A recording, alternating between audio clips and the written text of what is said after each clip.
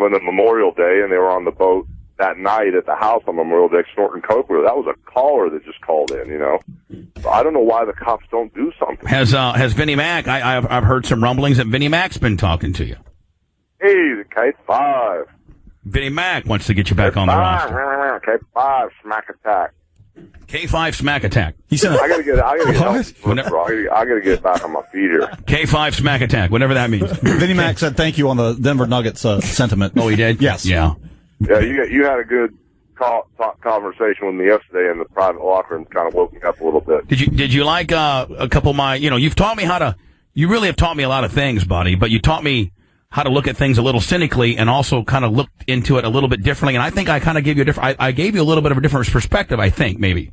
Well, I'm so close to all this, and every time I go to open the door, you know, it's almost like Dorothy and the Wizard of Oz. I go to open the door, I get smashed in the face with a chair or a tree. I just keep getting hit with stuff that sometimes I can't see a clear picture, and you kind of laid it out pretty good for me yesterday. There's a lot of light at the end of the tunnel if I just stay focused. And here's the deal, man. Here's what I get most upset about is that all these people, and I'm not going to mention any names, and I'm not talking about your inner sanctuary of just people like Knobs and Brutus and me and, you know, guys that don't give a fuck how much money you have and, you know, don't want anything. You know what I'm saying? You know, they don't want anything. Knobsy is a fucking whack job. I love the guy, but he'll never, you know, he's there for you. Knobsy's there for you. I'm there for you. Bruty's there for you.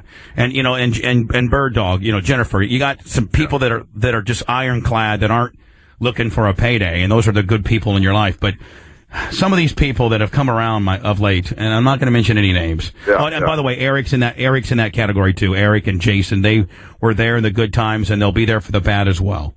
So when I say these people, I don't mean Eric or Jason, because they've only, you know, Jason and Eric have only tried to help you. They're not asking for nothing, Terry. You know what? If you make money, they'll make money, but not until then. But anyway, I just get so fucking mad at some of these people that have come out and have tried to help but they got their hand out while they're helping. Like who? I'm not going to mention any names. I'm not going to mention. He knows who I'm talking about. Yeah. Well, and I know there's a price, Terry, that, you know, that it costs to get out of a lot of this stuff, but you know, people have befriended you for gain, financial and career. And you're such a good person, and I think that people don't really know how good of a person you are and how many hundreds and hundreds and hundreds of hours you've done, you know, going to Make-A-Wish foundations and kids that have cancer and this kind of thing, and that's what we got to get you back on. The public has not lost that persona of you. It's just that you've been so inundated and distracted with all this legal bullshit, you know, that we got to get him back on track. Not only working out, but also, and you know what I say? I say, let them have it all. I bankrupt, be done. Well, if you could go, you know, take a snapshot from 10,000 feet and look down at this.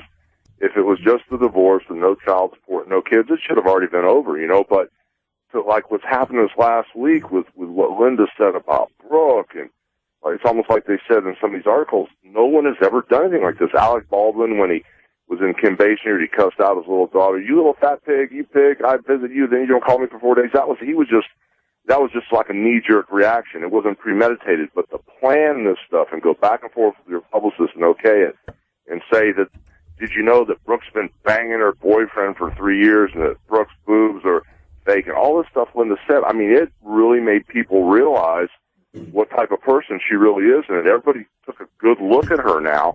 And they're going, this just isn't some divorce. This is like an evil attempt to destroy and just ruin everything in her path. And I mean, I think people understand that now. So. Well, I think the most crazy thing of all is the fact that I don't understand how a person can have a publicist, right? That the ex-husband has to continue to pay as she's spreading ill will about her kids and that man that he pays for. The system is so fucked up and it's so flawed, and this is such a publicity hounding stunt that, you know, even Bischoff and Hervey agreed yesterday that when it's all said and done, and by the way, the candle is quickly burning out as far as the wick, you know, all she's doing is trying to exhaust every dollar because she's known there's not going to be anything left, so that she could continue to build this 15 minutes of fame to try to better herself down the road for whatever she thinks it may be. She's delusional. She's a narcissist and delusional at the same time. Yeah. So I don't know, Hogan. Well, I mean, I think at least, as crazy as things have been with her trying to put me in jail every month, saying I'm in contempt of the court and stalking her and Charlie and lying to the Clearwater police and says she's got an injunction. And, when she said George the gardener couldn't come over here and I've been paying the guy for 12 years, also the judge said, I'm not putting Hogan in court. George works for the Boleas, Linda. He works 95 hours a week for you and 3 hours a week for Hogan. I mean, you can't just stop George from coming over and helping Hulk cut the grass and stuff. I think the judge is sick of it. And all this stuff really didn't matter to people. They thought it was a crazy divorce back and forth. But when she attacked her kids and when she attacked Brooke, I think that one thing she did backfired on her so bad that the people know what she's all about now. And her mother can make excuses.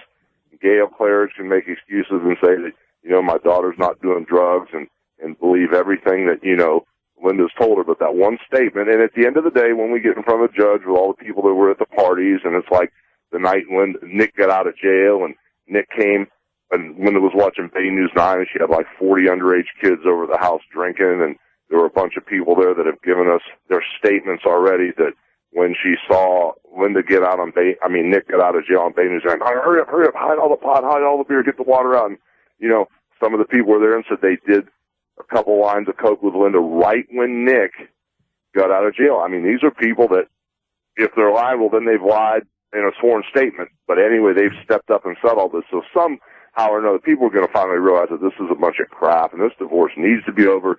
Linda, you go on about living your happy life, and you and Charlie fade off into the sunset. Hopefully they'll get married and start a whole new family.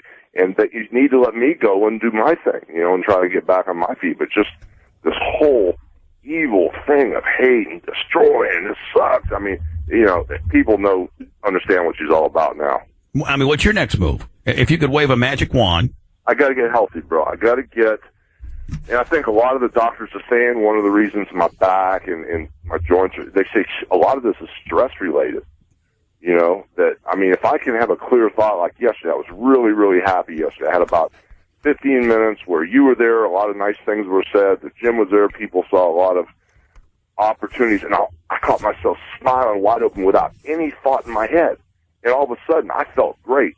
But as soon as the phone call comes in, or this, that, and the other, you go to the judge and ask for another $800,000 or $900,000 because now you can't afford to pay the lawyers, and Linda's asking for another $400,000 because she can't afford to pay the lawyers. As soon as that comes in, I feel myself kind of like tightening up, and that's that stress, and I had no idea how it affects you. But I really think a lot of me getting on my feet is getting rid of all this stress. And if I can just get healthy again, well, then I can go back to work and try to, start helping Linda and helping the kids and helping everybody get back on their feet again, but I got to get healthy. That's the number one priority. Let me ask you a question. Look at that muffler. What do you, Prince? Those wheels. How much is left, Hogan? How much is left? What do you mean? Like money wise? Oh, I have no idea. How much did you start with?